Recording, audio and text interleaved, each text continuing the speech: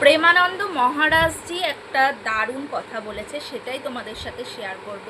তো কি কথা বলেছে সেটাও তো তোমরা শুনতে চাও, তাহলে শোনো, দেখো। पत्नी व्रत एक पति व्रत रह सकते हो, और अगर ये प्यार नहीं तो गृहस्थी किस काम की रह गई। आप देख रहे हो आपकी पत्नी किसी से और से मिल रही है, या पत्नी देख रही पति और से मिल रहा है, क्या जीवन है यार, नरक जीवन है। दिन भर मेहनत करके गए, गले से मिले, प्यार से बैठे, तो वो परिवार परिवार है, वो एक सदगृहस्थी एक पूजा है। हमारा भारत देश है, ये कोई विदेश नहीं है कि आज इनके साथ कल उनके साथ। वो लक्षण आते जा रहे हैं विदेश के, नहीं हमारा देश दिन भर मेहनत करके, चाहे नौकरी व्यापार किसानी करके घर में गया, मुस्कुरा करके बात की, प्रेम से मिले, और एक आत्मीयता एक।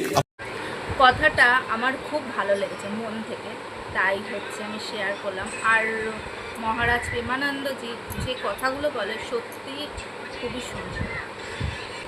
হরে কৃষ্ণ, রাধে রাধে।